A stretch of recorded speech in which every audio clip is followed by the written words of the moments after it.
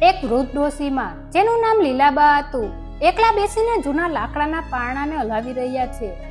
આજુબાજુ કોઈ નથી. બહાર વરસાદનો અવાજ આવે છે. લીલાબાના હાથ ધ્રુજી રહ્યા છે. લોકો કહે છે કે દીકરી પરણીને સાસરે જાય એટલે પરાઈ થઈ જાય. શું માં પણ ક્યારે પરાઈ થઈ શકે? આજે આ ખાલી પારણું મને પૂછી રહ્યું છે કે મેં જે તેમને મારા લોહીથી સિંચ્યા એ ક્યાં ખોવાઈ ગયા? આ વાત છે લીલાબાના જીવનની. ગામના પાદરે જૂના વડલા નીચે આવેલું એ નાનકડું મકાન. વાતાવરણમાં ભીની માટીની સુગંધ પ્રસરેલી છે. લીલાનો જન્મ થયો ત્યારે ઘરમાં આનંદનો માહોલ નહોતો, પણ બાના ચહેરા પર એક અલગ જ ચમક હતી. બા કહેતા, દીકરી તો લક્ષ્મીનો અવતાર છે. પણ એ જ લક્ષ્મીને જ્યારે ગામની શાળામાં ભણવા મોકલવાની વાત આવી ત્યારે પિતાની આંખોમાં રહેલી ગરીબી આડી આવી. લીલા નાની હતી પણ સમજદાર બહુ. તે જોતી કે બા આખો દિવસ ખેતરમાં મજૂરી કરતી, લોહી પાણી એક કરતી, જેથી લીલાના ચોપડા લઈ શકાય. લીલાને યાદ છે તે દિવસ જ્યારે વરસાદ વરસતો હતો. લીલાની સ્કૂલ ફી ભરવાના પૈસા નહોતા. બાએ પોતાની સોનાની એકમાત્ર નાની એવી વીંટી કાઢીને વેચી દીધી. લીલા રડતી રડતી બા પાસે ગઈ. બા, તારા વીંટી વેચવાની જરૂર નથી. હું ભણીને શું કરીશ? બાએ લીલાના માથા પર હાથ ફેરવ્યો અને શાંતિથી બોલી, બેટા, તું ભણીશ ત્યારે તારા નસીબની રેખાઓ બદલાશે. હું તો આ જિંદગી મજૂરીમાં કાઢી નાખીશ, પણ તારે ક્યારે કોઈની સામે હાથ લંબાવવો ન પડે એવું મારે કરવું છે.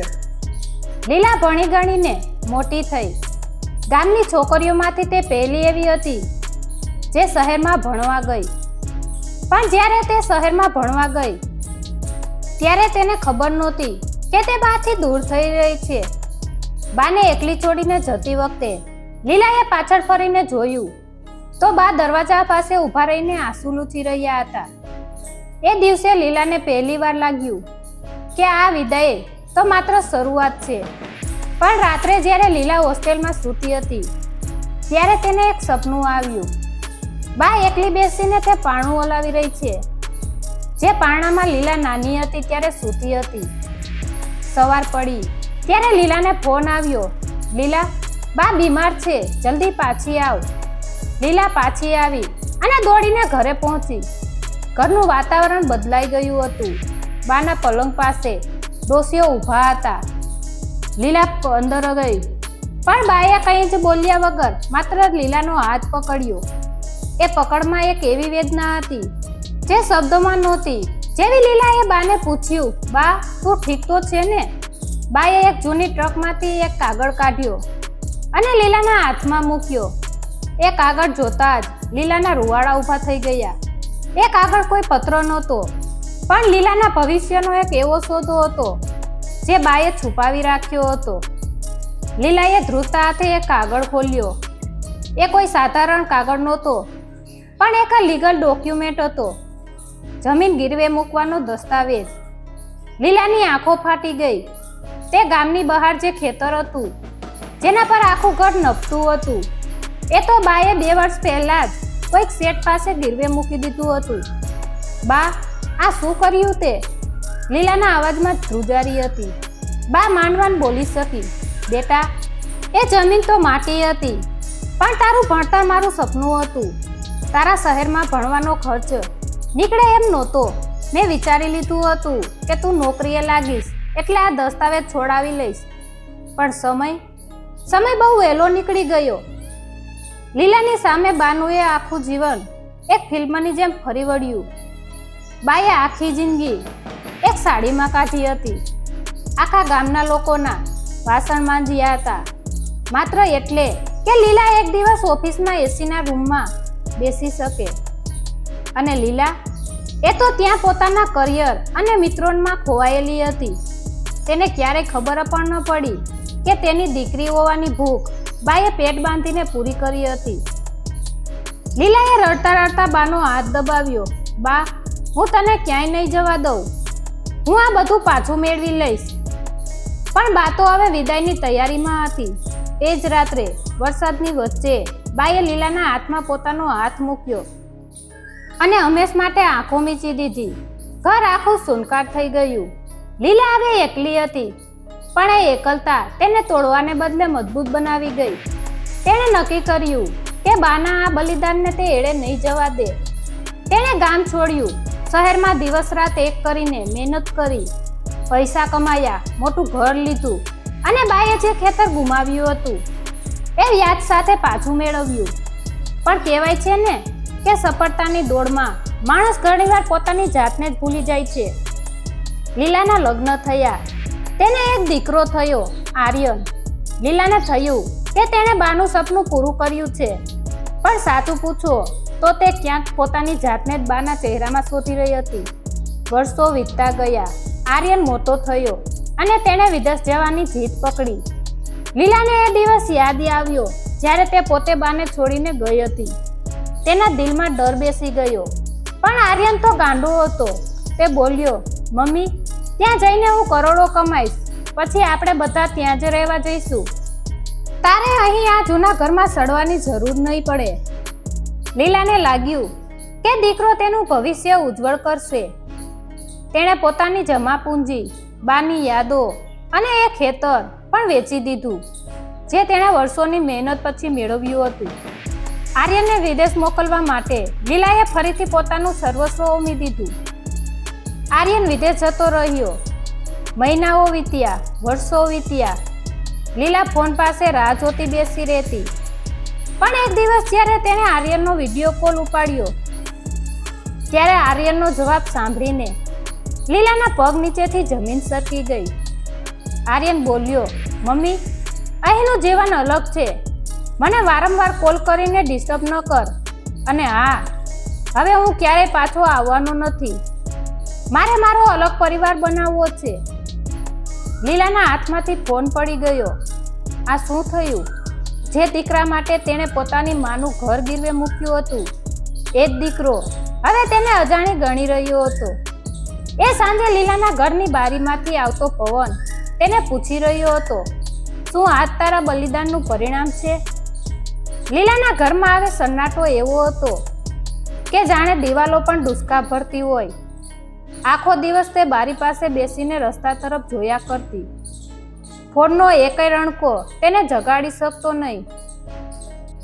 આર્યન વિદેશમાં મોટો સાહેબ બની ગયો હતો, પણ એ સાહેબ બનવા માટે લીલાએ જે કિંમત ચૂકવી હતી એનું ભાન કદાચ તેને નહોતું. લીલાને યાદ આવતું કેવી રીતે તે બાના પગ દબાવતી, કેવી રીતે બા સાથે રાત્રે વાતો કરતી. આજે એ જ ઉંમરે તે પોતે પહોંચી હતી, પણ પાસે કોઈ નહોતું. ગામના લોકો પણ હવે પૂછતા, લીલાબેન, તમારો દીકરો ક્યારે આવશે? લીલા બસ એક ફીકું સ્મિત આપીને રહી જતી. શું કહેવું કે જે દીકરા માટે આખી જિંદગી હોમી દીધી એ હવે પોતાનો નંબર પણ બ્લોક કરી ચૂક્યો છે. એક દિવસ લીલાની તબિયત બગડી. ઠંડી લાગતી હતી, શરીરમાં કળતર હતું.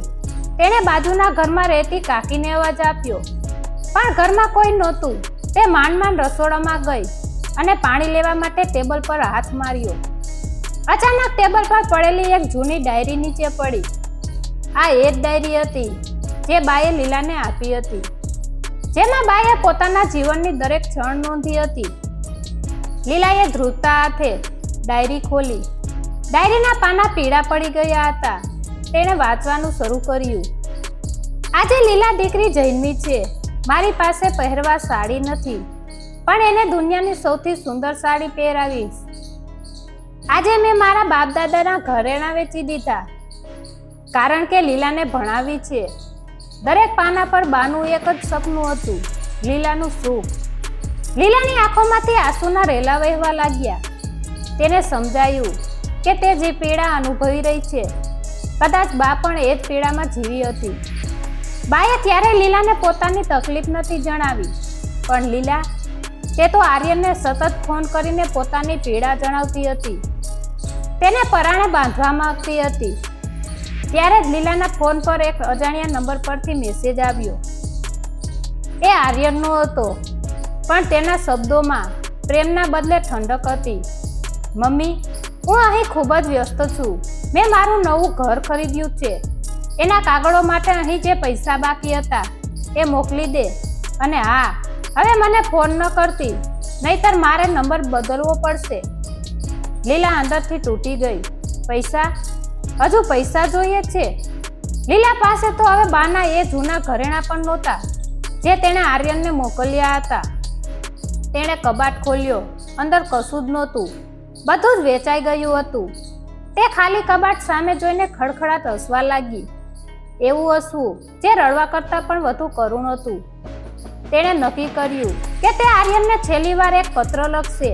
એક એવો પત્ર જે કદાચ તેને એના મૂળભૂત કિંમતો યાદ અપાવે. પણ તે પત્ર લખવા માટે કલમ પકડે એ પહેલા જ તેના ઘરનો દરવાજો કોઈએ જોરથી ખખડાવ્યો. દરવાજાની પાછળ કોઈ વકીલ ઊભો હતો જેના હાથમાં એક કાનૂની નોટિસ હતી. વકીલે કહ્યું, લીલાબેન, તમારા દીકરા આર્યને આ ઘર તમારા નામે ન હોવાનું કહીને વેચી દેવાની તૈયારી કરી છે. તેણે આ ઘર ક્યારનું પોતાના નામે કરી લીધું હતું. જ્યારે તમે તેને વિદેશ મોકલવા કાગળો પર સહી કરી હતી ત્યારે લીલાના કાનમાં રણકો થયો. આ ઘર જ્યાં તેણે બાની યાદો સાચવી હતી એ ઘર પણ હવે તેનું નહોતું. વકીલના એ શબ્દો, તમારું ઘર તમારું નથી, લીલાના કાનમાં કોઈ કરવતની જેમ વાગતા હતા. લીલા જે થાંભલામાં ટેકે ઊભી હતી એ થાંભલો પણ જાણે ધ્રુજી રહ્યો હતો. વકીલે પોતાની ફાઇલ બંધ કરી. લીલા સામે જોયા વગર જ કહ્યું, તમારી પાસે ઘર ખાલી કરવા માટે માત્ર 7 દિવસ છે. આર્યનભાઈએ અહીં પ્રોપર્ટી ડીલર સાથે વાત કરી લીધી છે. બાકીની કાયદાકીય કાર્યવાહી અમે કરી લેશું. વકીલ ગયો પણ લીલાને ત્યાં જમીન પર બેસાડી ગયો. ઘરની દિવાલો તેને ગુંગળાવતી હોય તેમ લાગતું હતું. આ એ જ દિવાલો હતી જ્યાં તેણે બાની અંતિમ ઘડીઓ જોઈ હતી, જ્યાં તેણે આર્યનને ખોળામાં રમાડ્યો હતો અને જ્યાં તેણે પોતાની આખી જિંદગીની મૂડી રોકી હતી. લીલા ધીમે રહીને ઊભી થઈ. તેણે આખા ઘરમાં આટા માર્યા. રસોડામાં જઈને તેણે એ જ જૂની તપેલી હાથમાં લીધી જેમાં તે બા માટે ચા બનાવતી હતી. તે તપેલીનો અવાજ પણ આજે કરુણ લાગતો હતો. તેને સમજાયું કે જે સંબંધોને તેણે સાચવવા માટે લોહીનું પાણી કર્યું હતું એ જ સંબંધો તો માત્ર કાગળના ટુકડા અને પૈસાના વ્યવહારમાં જ અટવાઈ ગયા હતા. 7 દિવસમાં એક આખી જિંદગી કેવી રીતે સમેટાઈ? લીલાએ કબાટ ખોલ્યા. ત્યાં બાની એક જૂની ચૂંદડી પડી હતી જેની સુગંધ હજુ પણ બાની યાદ અપાવતી હતી. તેણે એ ચૂંદડીને ગળે લગાવી. તેને થયું કે કાશ તે દિવસ સાચો હોત જ્યારે બાએ કહ્યું હતું કે દીકરી, સંબંધોમાં રોકાણ કરજે, જમીન મકાનમાં નહીં. પણ લીલાએ તો પૈસાને જ સાચું સુખ માની લીધું હતું. 3જા દિવસે લીલાએ જ્યારે ઘર સાફ કરવાનું શરૂ કર્યું ત્યારે તેને તેના જૂના ટ્રકના તળિયેથી એક જૂનું પરબીડિયું મળ્યું. એ પરબીડિયું આર્યનનું હતું જે તેણે વર્ષો પહેલા લખ્યું હતું પણ ક્યારે પોસ્ટ નહોતું કર્યું. લીલાએ ધ્રુજતા હાથે એ કાગળ ખોલ્યો. એમાં આર્યનનું નાનપણનું અક્ષરજ્ઞાન હતું, ખૂબ જ કાચું લખાણ. તેમાં લખ્યું હતું, મમ્મી, તું મને વિદેશ મોકલી રહી છે. મને ખબર છે તું મારા માટે બધું જ વેચી રહી છે. મને ત્યાં નથી જવું. મારે તારી સાથે આ ઘરની દિવાલોમાં જ રહેવું છે જ્યાં બાની સુગંધ આવે છે. પણ તું મને સમજતી નથી. તું તો બસ મને મોટો સાહેબ બનાવવા માંગે છે. મારે સાહેબ નથી બનવું. મારે તારો દીકરો બનીને રહેવું છે. લીલાના હાથમાંથી કાગળ છૂટી ગયો. તે જમીન પર ફસડાઈ પડી. જે આર્યનને તે દોષ આપતી હતી એ આર્યન તો ક્યારનો મરી પરવાર્યો હતો. આ તો એ આર્યન હતો જેને લીલાએ પોતાની મહત્વાકાંક્ષાઓના ભાર નીચે દબાવી દીધો હતો. જે દીકરાને તે પ્રેમ આપવાને બદલે માત્ર અપેક્ષાઓ આપતી હતી. એ દીકરાને તો ક્યારનો ઘરની દિવાલોએ સાચવી લીધો હતો. પણ લીલાની આંધળી દોડમાં એ ક્યાંય ખોવાઈ ગયો હતો. અચાનક ફોનની રિંગ વાગી. લીલાએ જોયું તો આર્યનનો ફોન હતો. કદાચ પસ્તાવો કે પછી ઘર ખાલી કરવા માટેની ધમકી. લીલાએ ફોન ઉપાડ્યો પણ સામેથી જે અવાજ આવ્યો તે સાંભળીને લીલાનું હૃદય એક ક્ષણ માટે થંભી ગયું. આર્યનનો અવાજ રજમસ હતો પણ એ પોતાની માટે નહીં, કોઈક બીજા માટે રડતો હતો. તેણે કહ્યું, મમ્મી, હું ભૂલ કરી ગયો પણ હવે હવે બહુ મોડું થઈ ગયું છે. મેં જે ઘર વેચવાની વાત કરી હતી તે મેં ક્યારેય વેચ્યું જ નથી, પણ હવે એ ઘર મારે પણ નથી રહ્યું. એ તો જપ્ત થઈ ગયું છે, કારણ કે લીલાના રૂવાડા ઊભા થઈ ગયા. આર્યન શું કહેવા માંગતો હતો? આર્યનનો અવાજ ફોનમાં ધ્રુજતો હતો, જાણે તે અત્યારે પણ કોઈ ભારે બોજ નીચે દબાયેલો હોય. મમ્મી, મેં પૈસા કમાવવા માટે એક એવા વેપારમાં રોકાણ કર્યું હતું જે ગેરકાયદેસર હતો.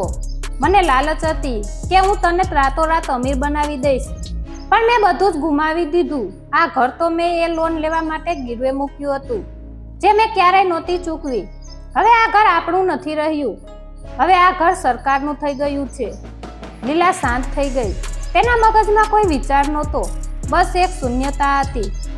આર્યને જે દીકરીની મહેનત અને બાના બલિદાન પર બનાવેલી ઇમારત હતી, તેને તે પોતાની લાલચથી તોડી પાડી હતી. લીલાએ પૂછ્યું, આર્યન, તે મને એ કેમ ન કહ્યું? આપણે સાથે મળીને મહેનત કરી હોત તો? આર્યન ડૂસકા ભરતા બોલ્યો, કારણ કે મને તારી અપેક્ષાનો ડર હતો. તું હંમેશા કહેતી, મારો દીકરો સૌથી મોટો સાહેબ બનશે. એ ભાર નીચે હું દબાઈ ગયો હતો. મમ્મી, મેં જે કંઈ પણ કર્યું એ તને ખુશ કરવા માટે કર્યું હતું, પણ અંતે આપણે બંને રસ્તા પર આવી ગયા છીએ. લીલાની આંખોમાંથી આંસુ વહેતા બંધ થઈ ગયા. આ તો એક ચક્ર હતું. બાનું બલિદાન, લીલાનો સંઘર્ષ અને આર્યનની લાલચ, ત્રણેય પેઢીઓ એકબીજાના સપનાના વજન નીચે દબાયેલી હતી. લીલાએ આજુબાજુ જોયું. ઘરની દિવાલો હજી પણ એ જ હતી, પણ હવે એમાં કોઈ જીવ નહોતો. જે દિવાલોમાં તેણે બાની સુગંધ અનુભવી હતી, એ દિવાલો આજે અજાણી લાગતી હતી. તેણે કહ્યું, આર્યન, પૈસા ગયા તો પાછા થઈ જશે, પણ આપણે સાથે છીએ. તું પાછો આવી જા. આપણે ફરીથી શૂન્યથી શરૂ કરીશું. ગામની પેલી નાની ઝૂંપડીમાં રહીશું, પણ સાથે તો રહીશું. પણ આર્યનનો જવાબ એવો હતો જે લીલાએ ક્યારેય વિચાર્યો જ નહોતો. મમ્મી, હું જે મુસીબતમાં ફસાયો છું ત્યાંથી પાછા આવવું અશક્ય છે. હું અહીં જેલમાં જઈ રહ્યો છું. પોલીસ મને ગમે ત્યારે ગમે તે ક્ષણે પકડી લેશે. મેં તારું જિંદગીભરનું ભાથું લૂંટી લીધું છે. મને માફ કરી દેજે. ફોન કપાઈ ગયો. લીલા એકલી હતી. આખું ઘર હવે ખાલી થવાનું હતું. પોલીસની ગાડીનો સાયરન દૂરથી સંભળાતો હતો. લીલાએ કબાટમાંથી એક જૂનું પોટલું કાઢ્યું. એમાં કંઈ કિંમતી વસ્તુ નહોતી, બસ બાની જૂની સાડી અને આર્યનના બાળપણના કપડાં હતા. તે ઘરની બહાર નીકળી. પાછળ ફરીને તેણે એકવાર એક ઘર તરફ જોયું, જ્યાં તેના જીવનના તમામ સપનાઓ દંતાયેલા હતા. જ્યારે તે રસ્તા પર ચાલી રહી હતી, ત્યારે તેને અચાનક બાના શબ્દો યાદ આવ્યા, જે તેણે ડાયરીમાં લખ્યા હતા. જ્યારે બધું ખોઈ બેસો, ત્યારે યાદ રાખજે કે તારી પાસે તારી પોતાની જાત અને તારા સંસ્કાર બાકી છે. એ ક્યારેય કોઈ છીનવી શકતું નથી. લીલા ગામના પાદરે પહોંચી. ત્યાં બાની સમાધિ હતી. તે ત્યાં બેસી ગઈ. આખી રાત તે ત્યાં બેસી રહી. વરસાદ વરસતો રહ્યો, પણ લીલાને હવે ઠંડી નહોતી લાગતી. તેને એક શાંતિનો અનુભવ થયો, જે બોધ તેણે વર્ષો સુધી પકડી રાખ્યો હતો. ઘરનો, પ્રતિષ્ઠાનો, દીકરાની સફળતાનો, એ બધો જ બોજ આજે ઉતરી ગયો હતો. સવાર પડી ત્યારે એક અજાણ્યો માણસ તેની પાસે આવ્યો.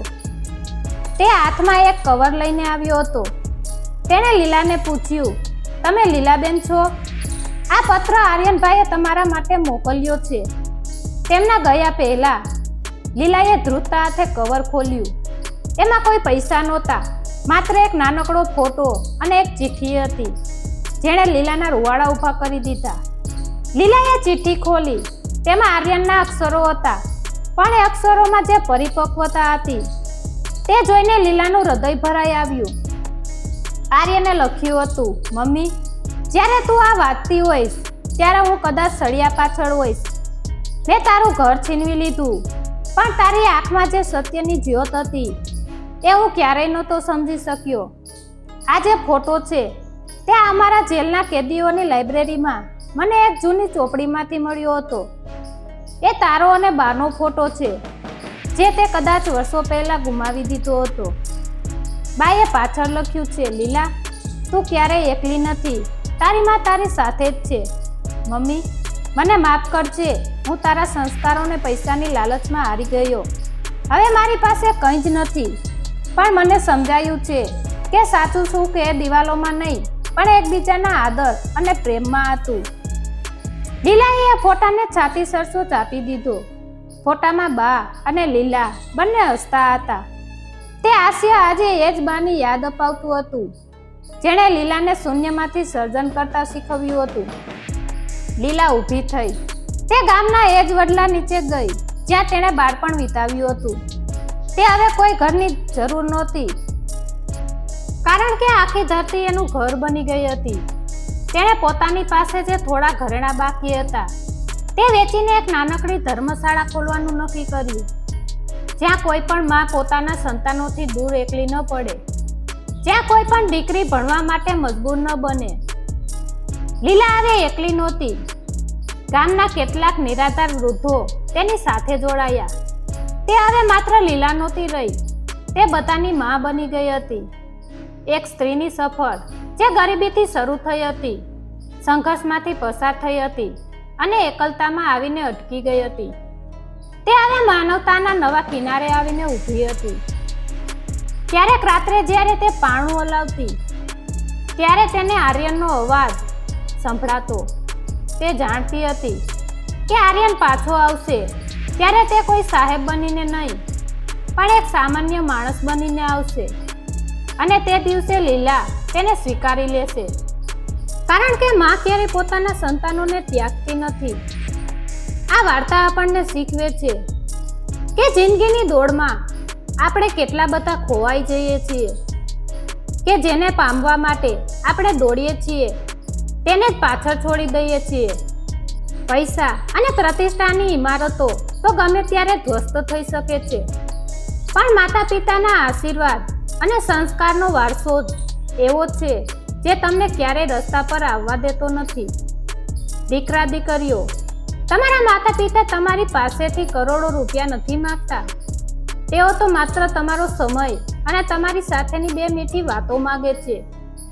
જે દિવસે તમે તમારા મૂળને ભૂલી જશો તે દિવસે તમે ગમે એટલા અમીર હશો પણ અંદરથી હંમેશા ખાલી જ રહેશો. માતાનું મૌન એ તમારી સફળતાનું સૌથી મોટું બળ છે.